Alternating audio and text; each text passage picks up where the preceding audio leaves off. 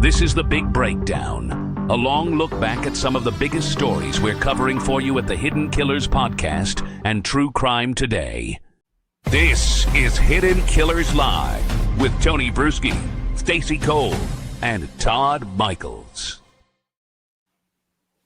Well, good morning, America. We got some more interesting things to report to you today about Chad Daybell and Lori Vallow. I mean, they're both in prison for the rest of their lives. But the new events, Chad's letters, we're going to get to some of Chad's letters. We have letter 4, letter 5, and if we're lucky, there might be a 6 and 7 coming soon. They said that he was going to be dropping new ones every single week on certain days of the week. We'll see if we get new ones as he slowly divulges his version of the story. And it is kind of fascinating. And some are like, why are you giving it credence? I don't know, because it's a crazy story.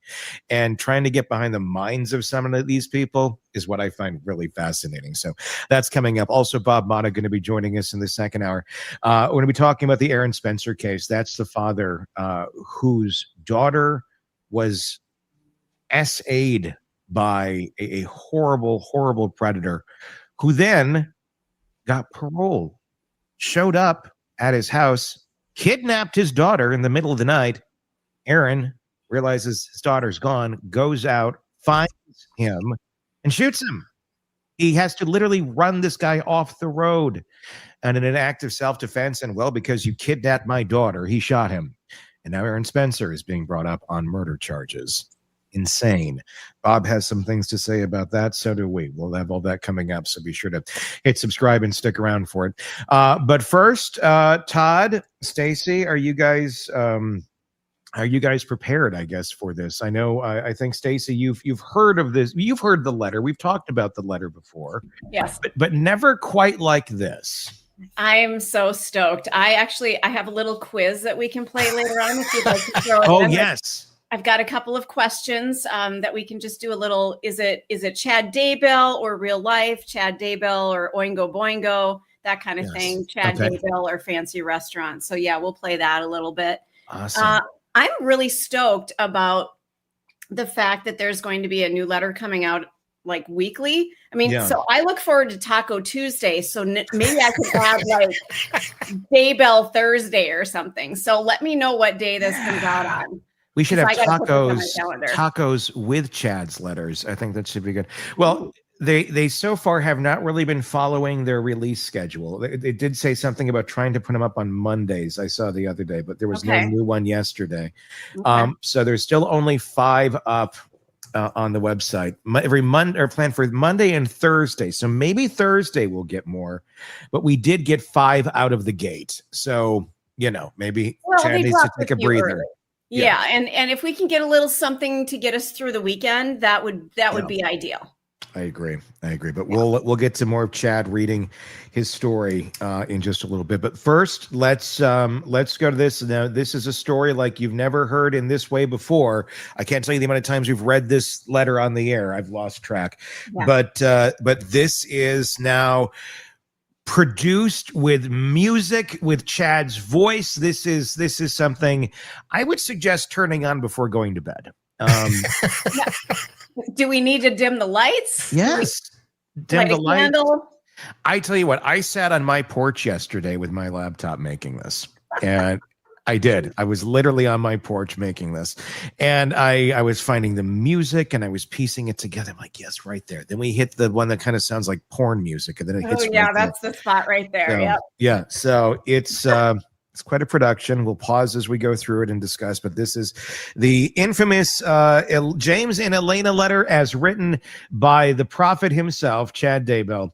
And this was originally sent to Lori via text, and I did not edit or change any of the verbiage. So when you hear weird words being thrown in there, this is Chad's writing verbatim. Stop a second, Tony. So for those of you on YouTube, you can see this. If you're just listening to this, you're missing a huge visual here. There is a picture of, well, I'm assuming it's AI Chad Daybell wearing basically a suit coat without a shirt underneath. And as a woman, I feel really conflicted here. You're turned on, aren't you? No, I'm trying to not look at it.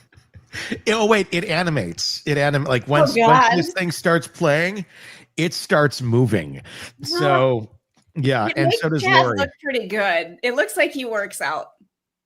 Does it? Or does it look like he went and got a Claiborne suit at the female section at Marshall's? Well, a little bit of that. It almost looks like there's shoulder pads in there. So I guess maybe I need to see more of it to figure out exactly where I stand. I think he went to Burlington and bought a female suit. Buckle in, Stacy. This is good. Oh no. I need a little warning for this stuff. Please don't spring this kind of thing on me, okay? Oh, you know what? You knew this was coming. This is not this. Here we go. This is the letters. Here we go. This is the James and Elena letter on American Top 40. Friday morning, October 26, driving south on the freeway. A voice said, "You will meet an extraordinary woman today who will change your life forever." This was shocking since such a thing seemed very unlikely at this conference. It is actually a very detailed story that began long ago on another world, and I will cover that part as I go along and the characters figure things out. But on the morning of October 26th, love letter, by the way, James arrived in St. George, still a bit baffled by the message he had received. He unloaded his books and set up his table, then joined the organizers for dinner in the main room. He saw his friend MG, who had been so helpful to him when he spoke in Mesa that July. MG introduced James to her friend Elena. When their hands touched, he felt a shock pass through him, and his heart started beating fast. Elena was gorgeous and vivacious, and James was a little intimidated, yet honored that she would talk to him. He was happily surprised when she mentioned a key part of his novel, The Renewed Earth.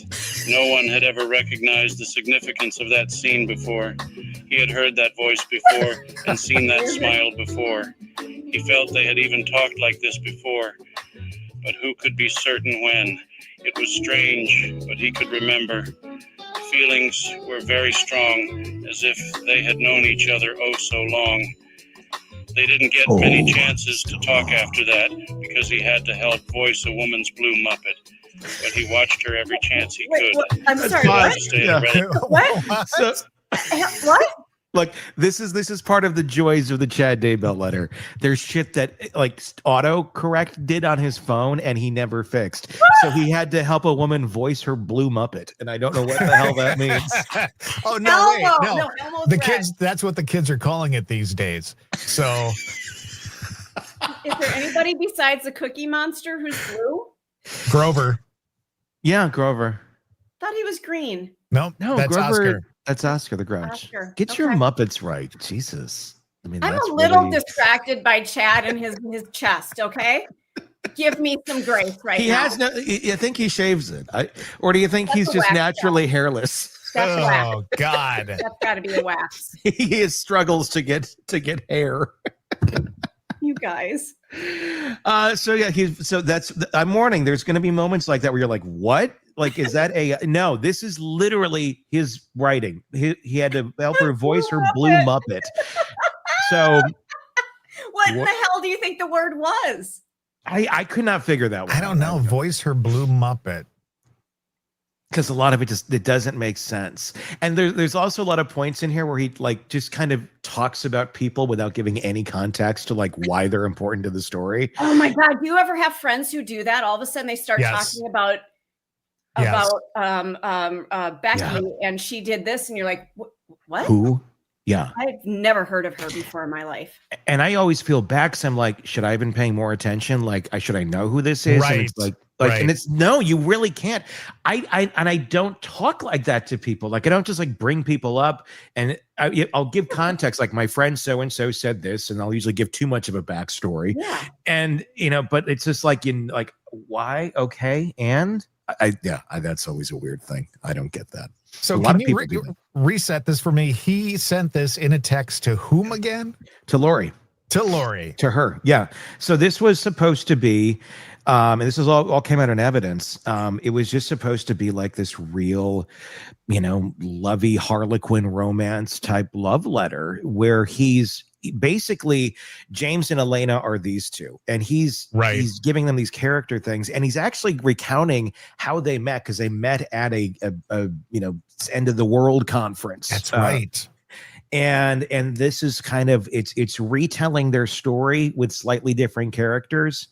And loin fire, which when you hear that word come up in here, that's real. But he does misspell it at another point too, and he ends up saying something else.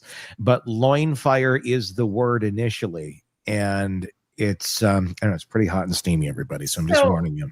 So is he sending this love letter via text? Yes, it's via text. Yeah. A lot of texts.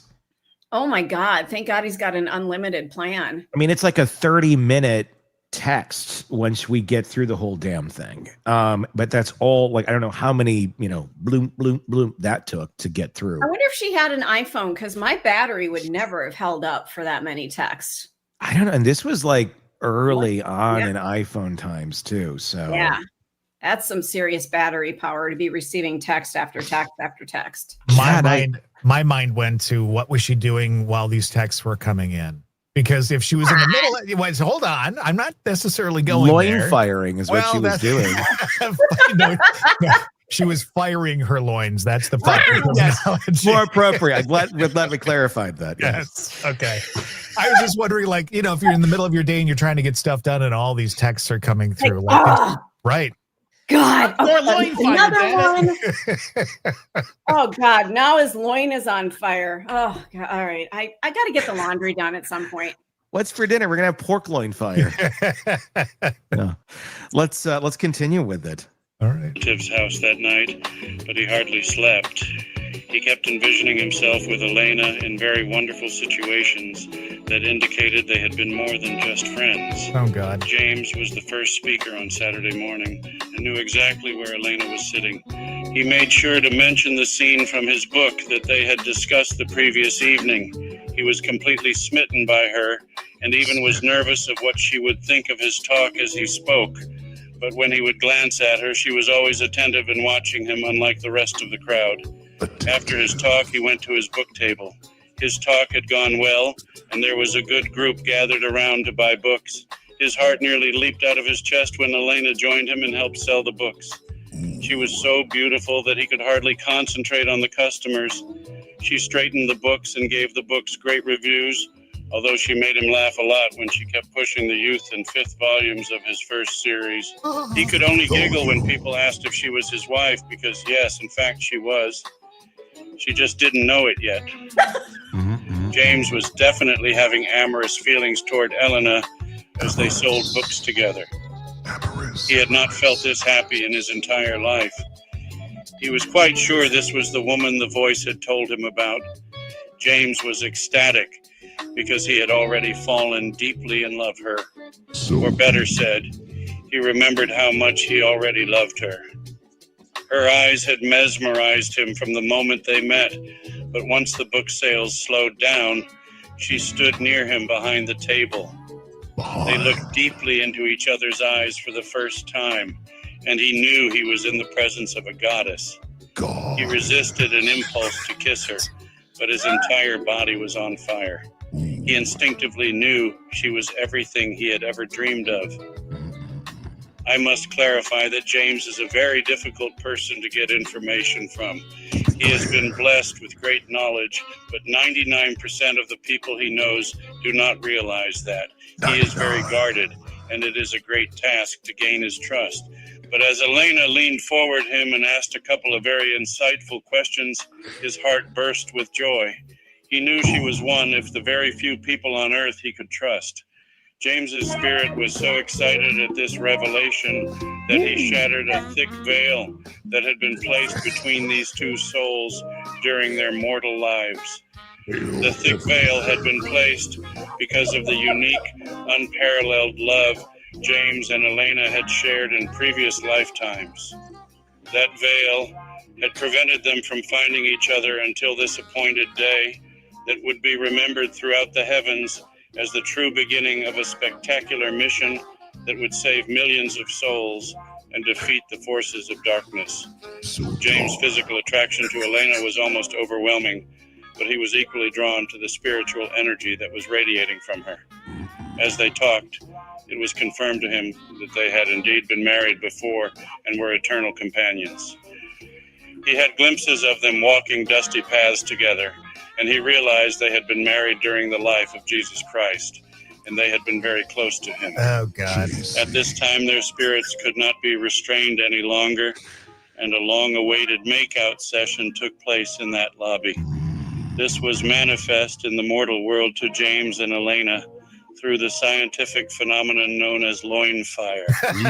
As they talked, James had a burning desire to make love to her, but he wasn't sure she felt the same way. But they could not stay away from each other. Stop. One time, she was sitting in a couch near his table, Yeah, let's stop for and a he second. took a seat on a chair. Oh, The God. scientific phenomenon known as loin fire. I am not familiar with that. It's a scientific phenomenon. Apparently, you did not pay attention in class that day, Stacy. I don't know what to say. It was right after the periodic table of elements. It went to the loin, the LF. It's an element that very rare, and you find it only in Chad Daybell's pants, in his Dockers. That's where you find that element, the LF, in Daybell's Dockers. Limited edition pants. Only available at Land's End. Yes. Oh my God. Loin fire. Nothing is more of a turn. I don't know. How do you, I have to be careful what I say here.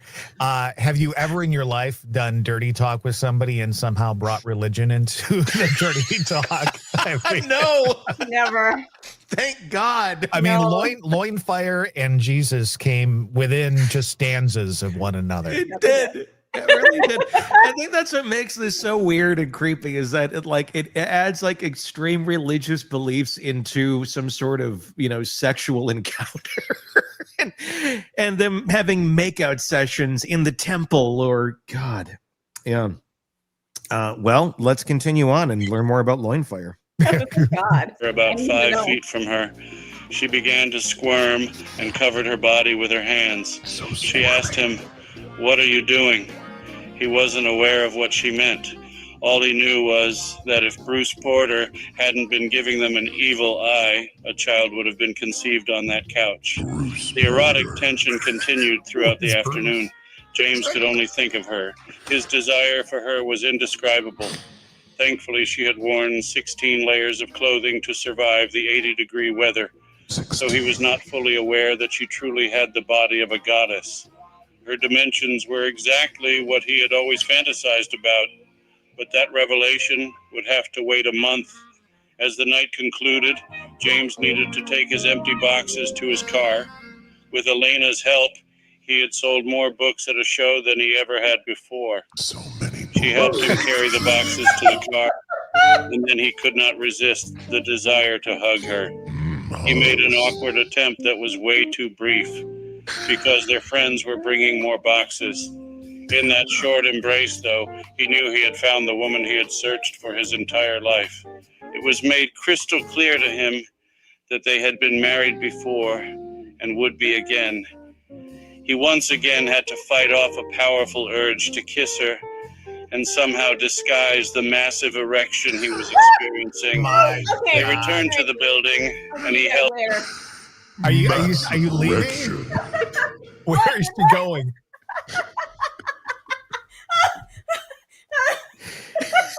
Oh my God. I tell you what, fucking Bruce Porter. God damn that Bruce Porter that was giving him the evil eye. Otherwise, they would have made a baby on that couch. He's always around when you don't want him, that freaking Bruce. God damn Bruce. I need to go turn the air conditioning on. I'm having a hot flash and I'm really concerned. I wonder if Bruce, when he heard this letter, was like, oh, that's what they were doing. Oh, gosh.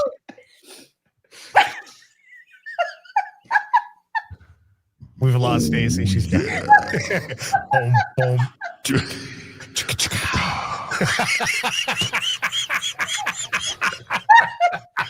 Bruce Porter. Bruce Porter. Bruce Porter.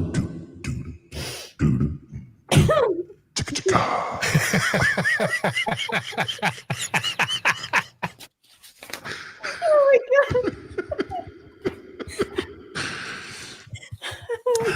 Let's listen to more Chad. Carry tables to the second floor while she sat on the couch. They couldn't take their eyes off each other. He was already madly in love. Her group of friends finally had to leave. He was devastated, unused how he would ever contact her again. Then her spirit took over and asked him, "Can I get your cell number in case I have some questions?" Just in case. They exchanged numbers, and then they gave each other a hug goodbye. It was the most wonderful, electric, delicious hug he had ever felt. Then he watched her walk away, knowing she was truly going to change his life forever. End of chapter 1. Chapter 2. James sadly walked to his car after watching Elena disappear down the hallway, but he couldn't deny their connection and his absolute attraction to her. She still seemed way out of his league, but he nervously sent her a text before driving to his hotel. A minute passed, then 2, without a response. He kicked himself for thinking he ever had a chance with her. Then his phone buzzed. Elena had texted back. His heart soared, and over the next few hours they texted back and forth dozens of times. He knew she was staying at a home in Tokerville, and he desperately wanted to drive there and whisk her back to the hotel for a night of reconnection and romance. He twice got redressed during the night to go see her, but the spirit gently said, "Have patience. Everything will work out as it is supposed to." They finally stopped texting at around 4 a.m., and when he closed his eyes to sleep, he was taken again to their previous life together. The intense passion of their lovemaking was as sight to behold. He knew it would be difficult, but he could be patient if it meant he could experience that type of love just once in his life. As he lay in the hotel bed, it was as if her spirit had joined him. Uh-oh. They wrapped around each other and kissed gently, then intensely, and the emotions they shared were not of this world. James woke up in the hotel room feeling happier than he had in his entire life. It felt like he and Elena had fit together perfectly in every way. He rolled over to kiss her, but then reality struck. He was actually more than 20 miles away in Tokerville with her Arizona friends. He texted her, and she quickly responded. He deeply regretted not going to be with her the night before. It was as if he already knew the taste of her lips, and his hands knew every curve of her body. He knows his dreams were somehow real, and that they were actually traveling to each other in a higher dimension. He hungered for her in ways he didn't think were possible. The voice was right. Elena was going to change his life forever. He packed his suitcase and began driving north on the freeway. As each mile passed, James could feel Elena's spirit beckoning for him to join her. As he approached the Tokerville exit, it took every ounce of willpower to keep driving on the freeway. His attraction to her was beyond magnetic. He felt their souls were two halves of an eternal union. Tears filled his eyes as he passed the freeway exit. He desperately yearned to embrace her and tell her he deeply loved her, as crazy as that sounded. But he knew he would be seeing her 3 weeks later at a conference in Arizona. It seemed like an eternity away, but he sensed it would be a very significant weekend for them. He already was crazy about her, and his feelings of admiration and affection for her would only grow more intense and wonderful. During his long drive home, James was able to text back and forth with Elena, and it was clear they were extremely compatible and shared the same interests. It felt like talking to a long-distance best friend. When he arrived home, he searched the internet for anything about her, but there was nothing. She was a fascinating mystery that he wanted to spend the rest of eternity with. At the end of his drive, she suggested that they talk on the phone the next day. He was thrilled at the thought of hearing her voice again. He was falling more madly in love by the minute. When James heard her voice that Monday morning, the euphoria he had felt Saturday came rushing back strongly. They talked for 2 hours, but it seemed to be only minutes. He was obsessed with her and couldn't get enough. During that first phone conversation with Elena, James realized she already had a strong understanding of many of the truths he had been taught regarding how the universe really worked. The lounge fire and obsession with each other had no real explanation unless they truly had a spiritual connection before this life. He was able to help clarify many of the promptings and impressions she had felt in recent years. She knew she had lived on Earth before, and James was able to clarify when. They had been married before on this Earth and other times on a previous Earth. Their love truly spanned the universe and eons of time. They knew the Lord had brought them together again for a crucial mission that only they could accomplish as a united couple. During the next week, they spoke every day for at least an hour, but often longer. They hungered to know everything about each other. This was a new experience for James to open up and share the true feelings of his heart, but he knew he could trust her completely. The bond between them was intense, and only the vast distance between them kept their passion for each other from roaring into a blazing inferno. She quickly became his best friend. Or better said, two best friends had reunited, and their prior love was now ignited again in a wonderful, heavenly way. As November began, James and Elena had talked on the phone every day since last seeing each other. He was extremely impressed with her intelligence, personality, and subtle humor that made him laugh more than he had in this lifetime. She was a complete delight to talk to, and the highlight of his day was when he could hear her magical voice. It was so familiar to him, and it actually healed and soothed his heart and soul. They would both attend the same event in mid-November, and it seemed like that day would never arrive. Each day they opened their hearts to each other a little more. James knew he could trust her with the mysteries of the universe that had been revealed to him. He knew they had been married before, and they had been close friends with the Savior when he lived in Jerusalem. James had served in an important position in the Lord's church, and Elena had been his beloved spouse and best friend. That relationship was now meant to continue in this lifetime. In Jerusalem, James and Elena had enjoyed tremendous intimacy. Their physical desire for each other was unmatched, and they were fortunate that they could be alone morning, noon, and night, and they seized every chance to passionately express their love to each other. They simply could never get enough, even after many years of marriage. Everyone knew they were crazy about each other, and they were a wonderful example of how spouses should cleave together in love and unity. James had visions of how they would happily and joyfully pleasure each other in his office. Oh my God. They had two favorite positions that particularly bonded them together. Nothing meant more to James than holding Elena in his arms and unifying their bodies in perfect synchronization. As James and Elena talked on the phone, he tried to delicately describe their connection to each other, and he was delighted that she believed him. He also shared that they had been married other times on a previous world, and she accepted that information as well. Let's pause for a second. James was overjoyed to have these memories restored. The voice from above would like you to pause, Todd. Satan says pause. Yeah.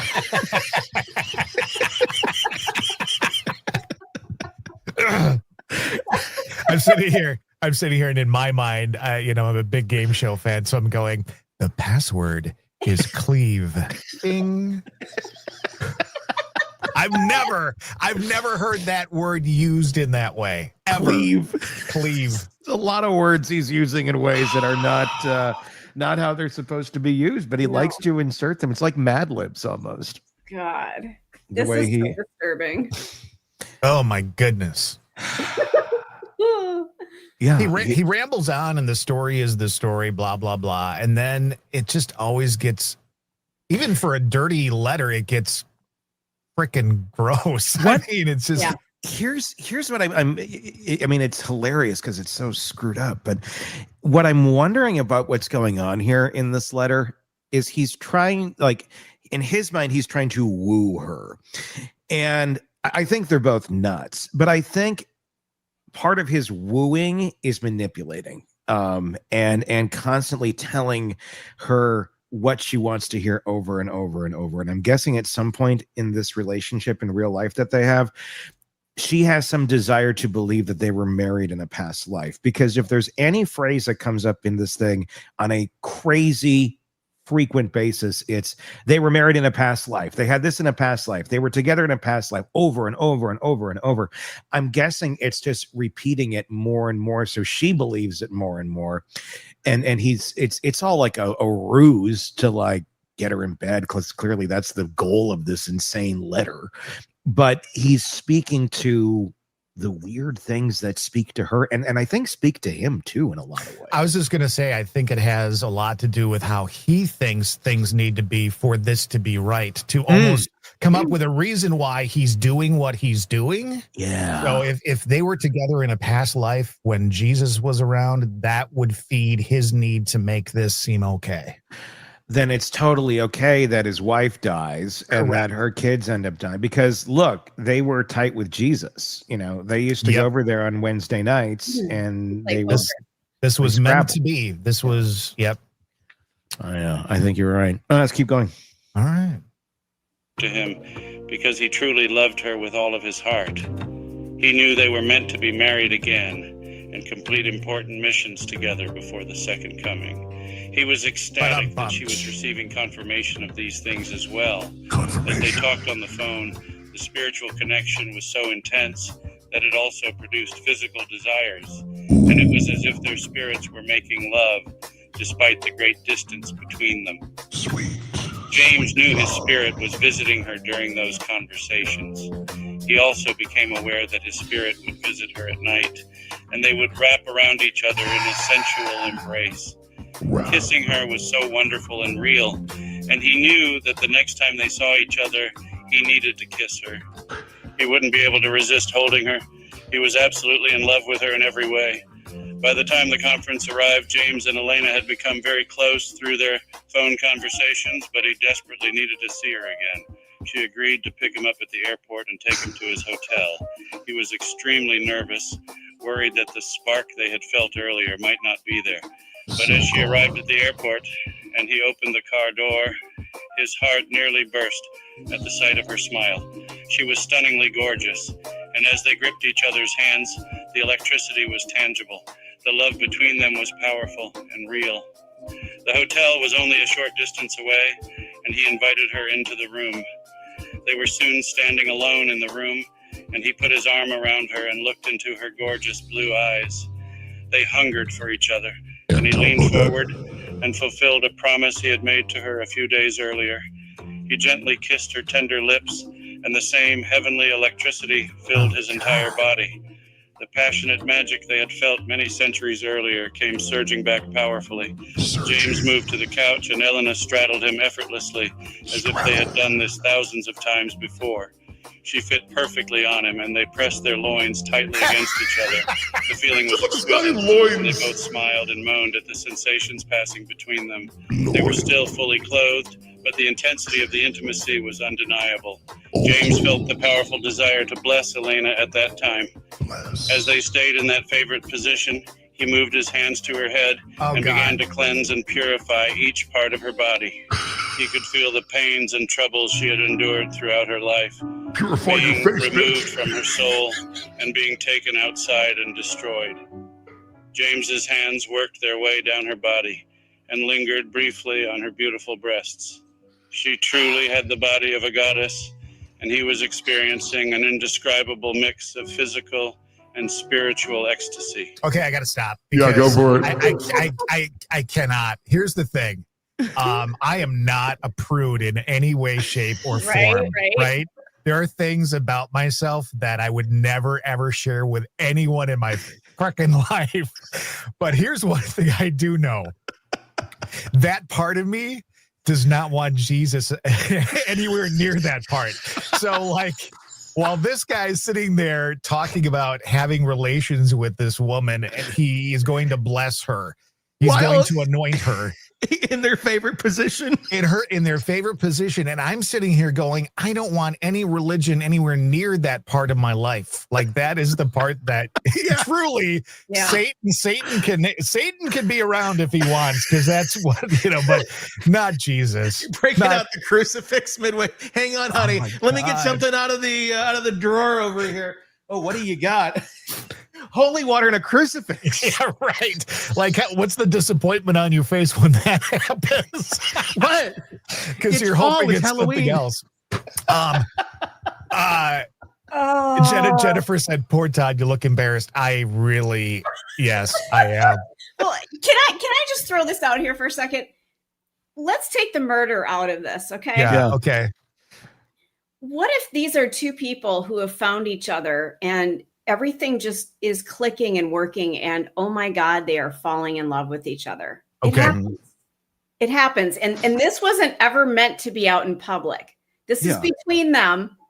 So part of me is just like, I'm kind of sad for them and embarrassed. I mean, again, take the murder out of this, because you put that in and the whole thing is, it's a different story. But how many people have not these conversations, but these feelings where, oh my God, I feel like I've known you my entire life, kind of a thing? Well, absolutely. I get that. That's normal. I get that. But you don't usually bring up loin fire in those conversations. But what if things are getting a little hot and steamy? I mean, and he's not a very good storyteller. And the Son of God rarely comes up in conversation unless it's at that pinnacle point of the connection, of the cleaving. I have not been cleaved recently, Sean. Well, that's another whole episode where we can work on getting that done for you. But now that I think of it, I haven't cleaved in a while either. So. You gotta get the crucifix ready. You gotta have all that ready for the loin fire when you cleave. Because my goodness. Otherwise, Oh, God, you guys. There's more. Okay, let's go. Stand by. He soon concluded the cleansing of her body from head to toe, then filled her body with a balm of light and love. James could see the happiness in her eyes, and instinctively their mouths came together again. The fire was burning strongly within them both, and as their kissing grew more intense, he gently said, "I love you, Elena." Those words sparked a frenzy within them, their tongues effortlessly entwined, and their hips gyrated in a smooth, erotic rhythm. Two lovers, long separated, were finally united in heavenly bliss. After a few minutes of excitement, pleasure, and fun on the couch, James and Elena both felt compelled to change into more comfortable clothing. James out in some athletic shorts and a blue shirt, and Elena put on a stunning black top and tight leggings.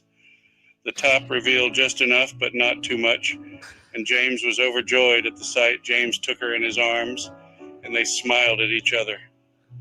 The vibration in the room was intense, and their hearts reached out to each other in a glorious reunion. James gently touched the sides, if Elena's breasts, and he was in ecstasy. She stood on her tiptoes and gave him a sensual kiss that sent electricity throughout his body. They moved toward the bed and were quickly entwined. I'm just wondering if their favorite sexual position was missionary. I don't know. And enchanting that James could hardly breathe. They were both aroused, but knew there were limitations on what could occur that night. But they kissed for nearly an hour and pressed against each other tightly. Toward the end of the evening, Elena lay on her stomach at the end of the bed, and James caressed her fabulous body. He grasped her perfect bottom with both hands, and she expressed how much she loved that. She soon sat up and straddled him again as they passionately kissed farewell. They knew they would see each other again in the morning, but the separation seemed too long. But they knew that the long wait to find their eternal match had come to an end, and James was overjoyed beyond description. James and Elena had agreed to visit the temple the following morning. She returned to the hotel room, and after additional romance on the couch, they calmed their nerves enough to give each other a blessing. As James placed his hands on her head, he connected with Elena's true eternal self. He knew he was in the presence of an exalted goddess who had returned to Earth to perform a special mission. This mission included being with him, and they would progress together as translated beings.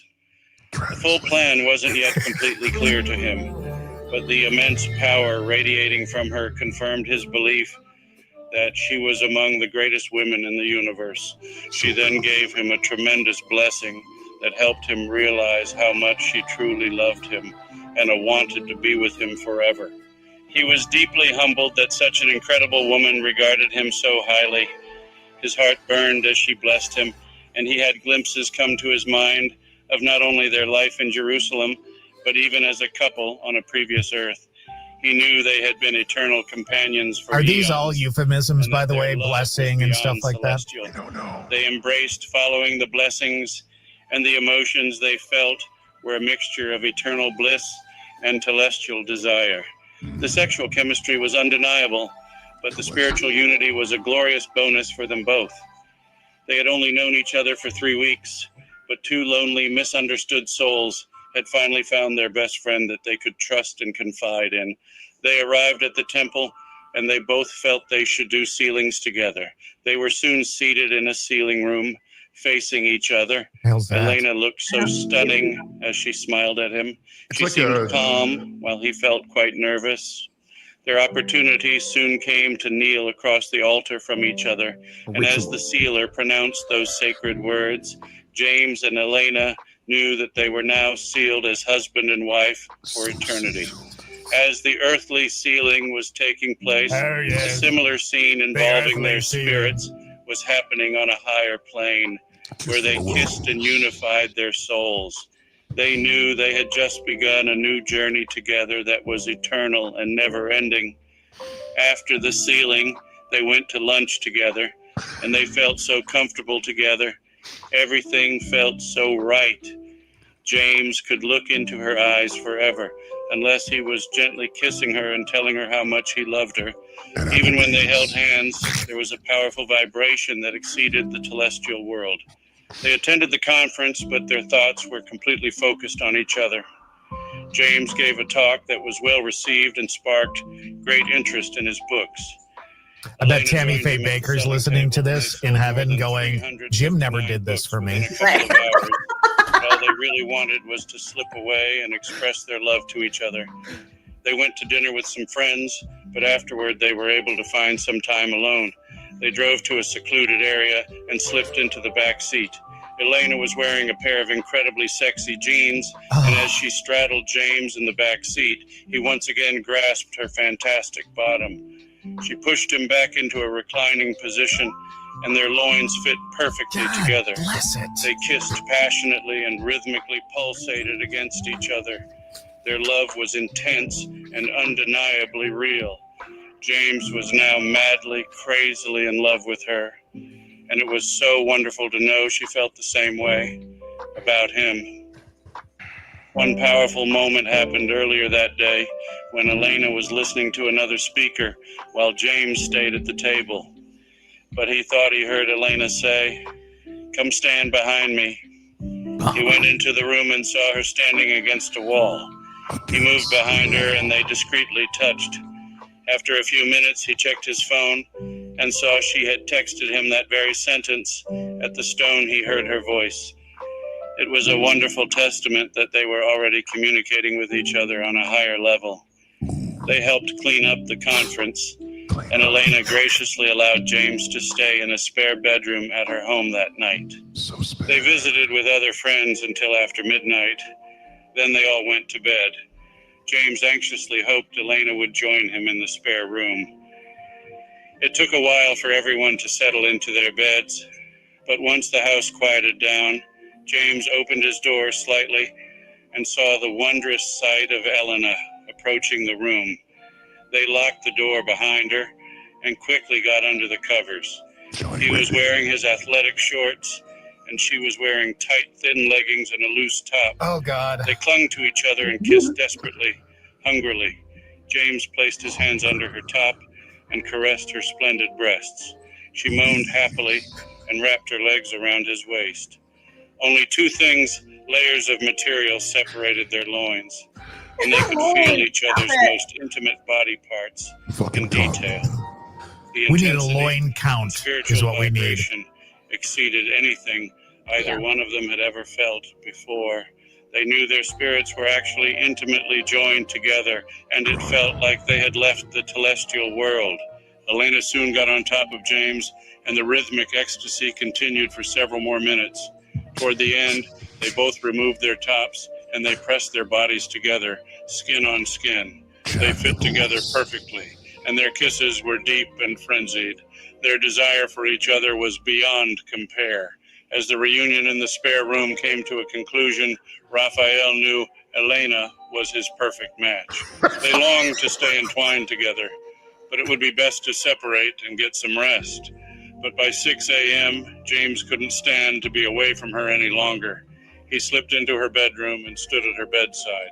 She was unbelievably gorgeous, and he greatly desired to join her in the bed and continue the previous night's activities. But there were other guests in the house who weren't yet aware of their sizzling love for each other. So he gently touched her shoulder to awaken her.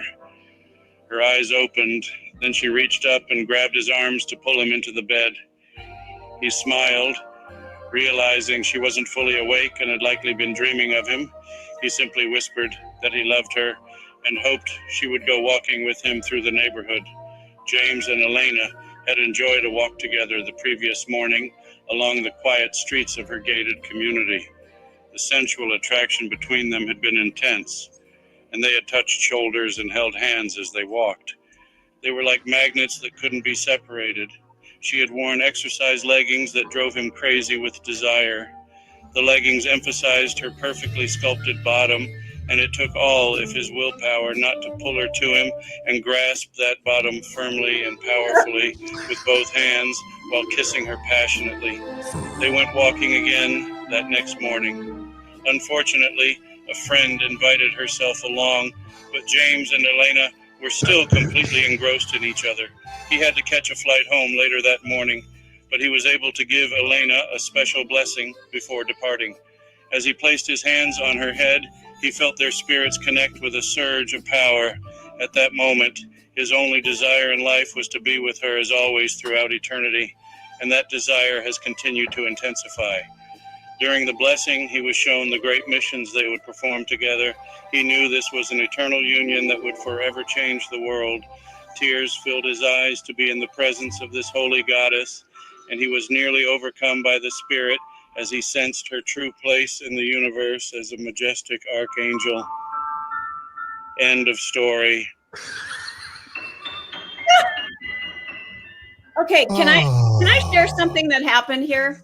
Yeah, please do. As he was talking about caressing her breasts, yesterday I had a dishwasher leak, and since I moved out of my home of 20 years for some other known reasons that we won't go into, I now live in an apartment. So I am broadcasting from my kitchen. I have a very big kitchen, and my dishwasher is across the way. So maintenance showed up as we were doing this. Oh, God. Oh, okay. Yeah, two guys are right across from me listening to this whole thing. And I'm like, sorry, guys. Sorry.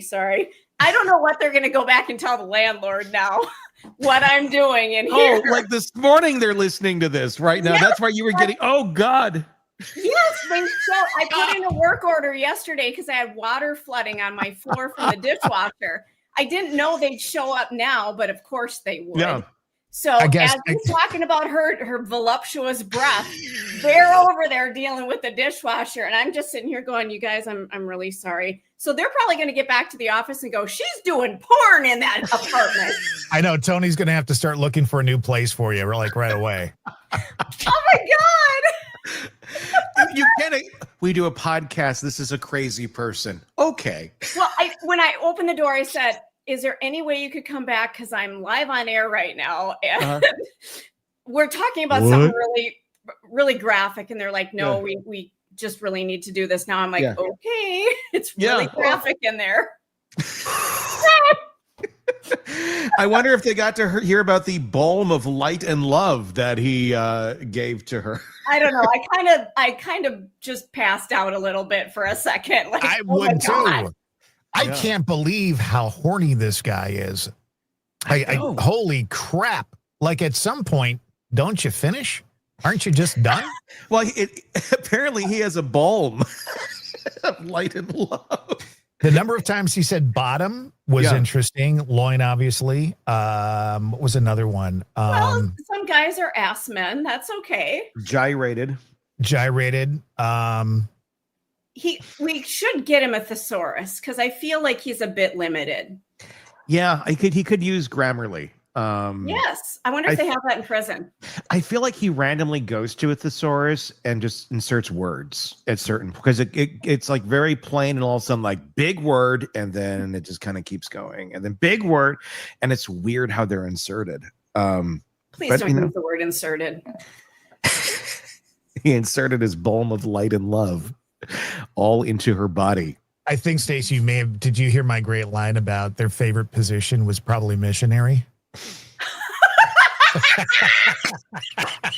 No, I think the maintenance people I was messing with them for a few minutes. So and they're wearing the whole Mormon get-ups too, while doing the missionary. Because really, this is a lot about dry humping. The entire thing is really. Again, making it okay for him to do this, right? Yeah. It's making it okay that they didn't go all the way yet. Yeah, it's all justifying it. It's there was another person who, in case you can't get enough of that, and maybe you'd like to go to song, another fine woman years ago released all sorts of lovely records about this. Tammy Faye Baker, by the way. There you go. We have some of her records. What are you doing with that? This is a Tammy Faye Baker record right here. And this is even better. This one has the whole family on it. So this is Jim and Tammy and the kids. You can make it, Tammy sings. And here's Tammy in workout clothing on the backside. So I think maybe she was there was a little bit of conjuring images of Tammy in that letter, I think. I'm never going to look at you the same way again. She's on a phone on the back. She's on a phone, right? She's calling God. Is that what it is? Oh, that's headphones that she's wearing down, okay. And she's got like a sweatband on. Olivia Newton-John look. Yes, very much so. Yep, very that's exactly what she's doing. 384. Yeah. Oh my God. I got these at an antique store a couple weeks ago, Stacy, and it's actually the second time they've made an appearance on one of the programs. We brought them on the Real Ghost Stories online a couple weeks ago. Because I and look, I don't know if anybody noticed this. Jim Baker, there's a parrot on his shoulder. Oh God, a little Jimmy Buffett style. Yeah. Yep. Wow. I saw them. I'm like, oh my God, that's just so absurd. I have to get them. So sometimes that's what you see when you go into those stores. Something that's so crazy, I must have it. I'm like, I don't know what I'm going to do with this, but I know I'll have a use for it. And so far, it's been brought on the air twice. They just sit on a shelf right over there. Hang on. There's one more thing you need to do with it, Play it and dance and have a party. Yeah, I want to hear it. We need a record player in here to do that. Do you not have one? Well, not in this studio. No, I don't. Okay, well. I have one upstairs. I wonder if you can find them on Apple Music. Oh my gosh. There goes my playlist for the week. Add it to your playlist. Yeah. Tammy Faye. It's here. Yep, it's here. Well, now you can listen. And get all the Tammy you want. Report back to us on that, would you please? I want to know what you think. We have a call number 4 and 5. Todd, how long is call number 4? 4 is 15 minutes. Let's do call number. Let's do call 4. Bob's going to be joining us in just a little bit talking. We're going to talk about the Aaron Spencer case, but he knows all about this case too. So I'm sure he'll have some interesting insights if he's joining us on the back end of this. Let's listen to this. This is again, letters from Chad. This is new. This is just came out last week. This is his letters from prison to the world, telling his side of the story. Not quite as steamy, but kind of interesting. Let's take a listen. This is letter 4. Begins with a key event in my life that occurred in 1987, early in my LDS mission to New Jersey. I was part of the first group of Spanish-speaking missionaries called to the New Jersey Morristown mission. We would be sharing the gospel message in some rough urban areas where LDS missionaries had rarely ventured before. My mission began with 9 weeks of training in the Missionary Training Center in Provo, Utah, after which our group of 6 missionaries flew to Newark International Airport. We soon met our mission leaders, Dan and Barbara Workman. We immediately felt their love and concern for us, which continued throughout my life. Thank you, Sister Workman, for your recent letter I received here in prison. Even now, you show such Christ-like support and care for your missionaries. I'm grateful for you. The next morning, President Workman introduced me to my first companion, Elder Hansen, who would function as my trainer during my first couple months in New Jersey. All male LDS missionaries use the title of elder, while female missionaries go by sister.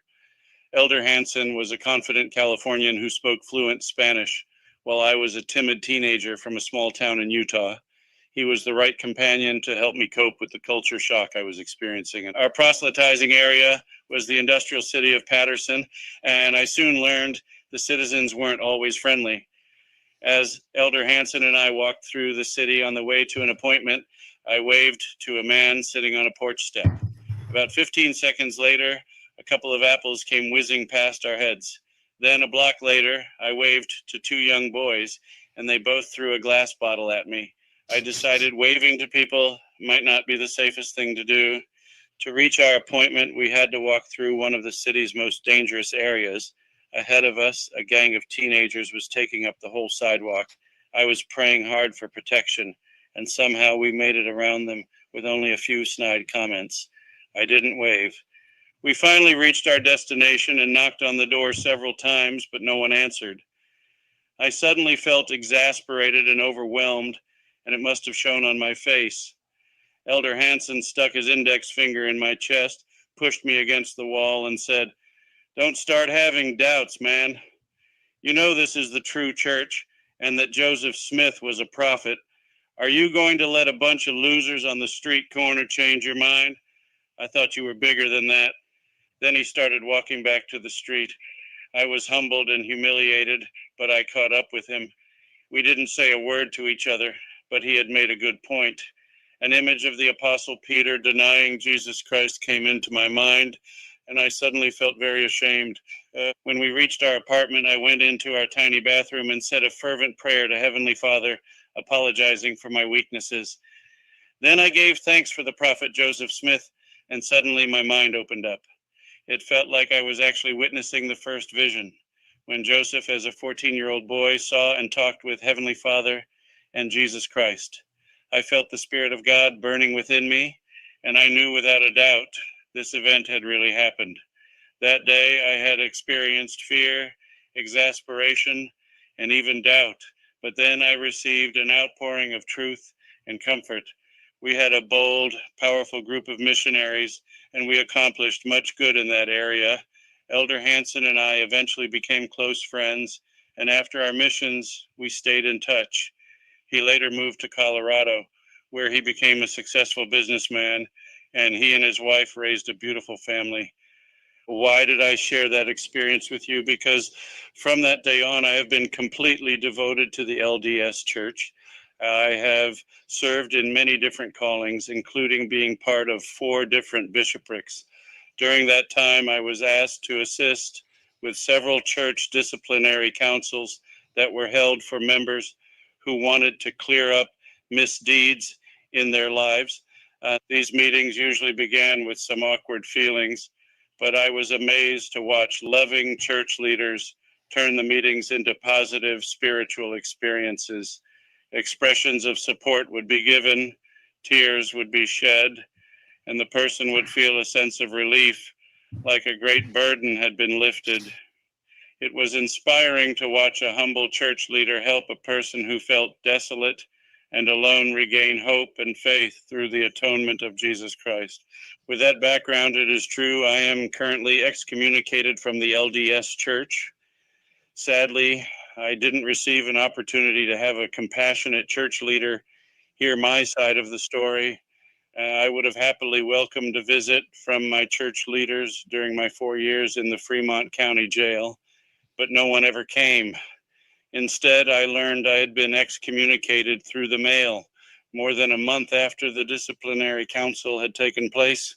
At the jail, the deputies would put any mail addressed to me in a big manila envelope, which was held until my attorney's next visit. He and I would then sort through the mail together.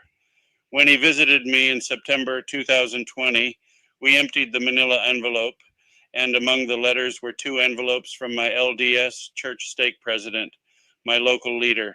I'd had a good relationship with him over the years, and I initially expected these envelopes to contain letters of kindness, support, and encouragement. However, I opened the first envelope and read a printed form letter informing me a disciplinary council would be held regarding my church membership. It felt like an arrow had pierced my heart. I took a deep breath and opened the second envelope. This letter said the council had been held and I had been excommunicated for apostasy. The letter stated I had 30 days to appeal the decision, but by that time the deadline had already passed since the jail had been holding my mail. I have still never found out what evidence was presented in the disciplinary council or who testified against me. The church scriptures known as the Doctrine and Covenants explains excommunication procedures in depth. Section 102, verse 18 reads, "In all cases, the accuser and the accused shall have a privilege of speaking for themselves before the council." That obviously didn't happen in my situation. I would love to know what transpired in the meeting, but the church has resisted my efforts to obtain the records. I readily admit I have many flaws and weaknesses that I am striving to overcome, but I'm not guilty of the great sins attributed to me. The thought of associating with apostate groups or teaching false doctrine is absurd to me. Please at least let me know the specific doctrines I was supposedly teaching. Who are my accusers? When and where did I say these things? So for these reasons, I still consider myself an active member of the LDS Church. My excommunication process didn't follow scriptural guidelines, and apparently no effort was made to verify I had received the notification letters. At the very least, I deserved a chance to talk to a church leader in person and answer any accusations of misconduct. I have never felt a decrease in my priesthood power or a loss of the influence of the Holy Ghost. I have actually felt an increase in those areas, which has been a great comfort and blessing as I deal with my current circumstances. I fully support the LDS Church's first presidency and the quorum of the 12 apostles. I follow their teachings, and I am working out my own salvation through the power and grace of the atonement of Jesus Christ, my Savior. In conclusion, let me return to Elder Hansen, my first missionary companion. When he heard the news that Tammy had passed away, he canceled his busy schedule and rushed from Colorado to Springville in time for her viewing and funeral. When I saw him walk into the viewing room, my heart filled with gratitude and appreciation for this great man. As he came through the viewing line, we embraced, and I knew one of my true brothers in Christ was there to support me. We took a few moments to catch up, and he humbly told me he was serving as an LDS stake president. I wish he had been mine. Bookshelf. I have had a lot of heroes in my life, often from the world of sports. I've always been a fan of BYU's basketball and football teams, and I was in my early teens when the Cougars were really hitting their stride. Danny Ainge led the basketball team to the NCAA Elite Eight, and the quarterback factory kept churning out superstars such as Jim McMahon and Steve Young, who would both lead NFL teams to Super Bowl victories. But my ultimate hero is Joseph Smith, after Jesus, of course. When Joseph was an obscure teenage farm boy, an angel appeared to him and told him his name would be known for good and evil among all nations. Persecution intensified against him and his family, and it never let up the rest of his life. Supposed friends repeatedly betrayed him, and he endured dozens of arrests on false charges, spending many months in dark, damp, squalid jails. Yet he somehow maintained a positive attitude and accomplished incredible feats. He translated the Book of Mormon from ancient records and founded the Church of Jesus Christ of Latter-day Saints. He revealed many profound eternal truths and designed new cities, yet made time to raise a good family and care for his church members. Sadly, his persecutors finally succeeded in their goal when Joseph was brutally murdered at age 38 by an angry mob that stormed the jail in Carthage, Illinois. The church has published a 4-volume history titled Saints, and the first volume covers the life of Joseph Smith. The book reads like a novel, but it is all true. If you want to read about a great American hero, give Saints Volume 1 a try You'll also gain an appreciation for the pioneers who later crossed the plains and established Salt Lake City in the middle of a wilderness. Musical notes. When I was an LDS missionary in the late 1980s, we weren't allowed to own electronics, especially radios. According to the missionary handbook, popular music could potentially drive away the spirit. That might be true, but in the big cities of northern New Jersey, missionaries didn't need a radio. We were literally surrounded by every type of music. As we walked along the main boulevards, the traffic would cruise past us at a decent speed, but it felt like we were listening to one continuous radio broadcast because every vehicle was blasting the same station. Over and over we heard, broadcasting from the top of the Empire State Building, you're listening to Z100. Sometimes it seemed like Z100 had captured 100% of the listening audience. About 2 weeks after I arrived in New Jersey, and shortly after my humbling experience described in the letter, Elder Hansen and I were invited to attend a wedding. It was for a couple that Elder Hansen had known earlier in his mission and would take place in Jersey City. President Workman granted us permission to attend as long as church members gave us a ride to and from the wedding. I was excited because I hadn't yet been able to see the Manhattan skyline up close. Elder Hansen said we would be a few blocks from the Hudson River with a nice view of the Twin Towers. Elder Hansen had arranged for a young couple from the Jersey City ward to pick us up outside our Patterson apartment. My eyes nearly popped out of my head as a very fancy sports car pulled to a stop in front of us. Elder Hansen smiled at me and said, "Climb on in." And we are both tall, so it was a tight squeeze for us in the small back seat. But we were soon zooming down the freeway, and I was eagerly soaking in the sights. I enjoyed seeing Giants Stadium for the first time, and I listened in as Elder Hansen chatted with the man who was driving. Then as we got closer to Jersey City, the woman in the passenger seat said, "Sorry to interrupt, but I love this song." She turned up the volume on the car's excellent sound system, and I recognized the voice of Whitney Houston, who had dominated the airwaves throughout 1986 and 1987.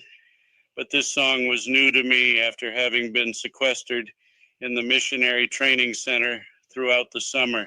The woman began dancing happily in her seat and started singing along animatedly. It was quite a show. Then, when she reached the chorus, a lasting memory was imprinted into my brain. "I get so emotional, baby, every time I think of you. I get so emotional, baby. Ain't it shocking what love can do?" At that moment, I caught a good glimpse of the tops of some Manhattan skyscrapers, including the Empire State Building. Suddenly, I was the one getting so emotional. It was the equivalent of a spiritual experience as we entered Jersey City, where I would be transferred a couple of months later. In this city, I would later meet amazing people and witness literal healing miracles. But in that instant, I just basked in the wonderful realization that it was possible to have fun, joyful experiences on a mission and throughout our lives. So whether you like the song or not, I consider Whitney Houston's "So Emotional" to be a sacred hymn. I don't expect it to be included in the new LDS hymn book, but it would certainly add some life to our sacrament meetings. By the way, if you happen to cross paths with some LDS missionaries, please give them a smile and a wave. It just might be what they need. You'll make their day.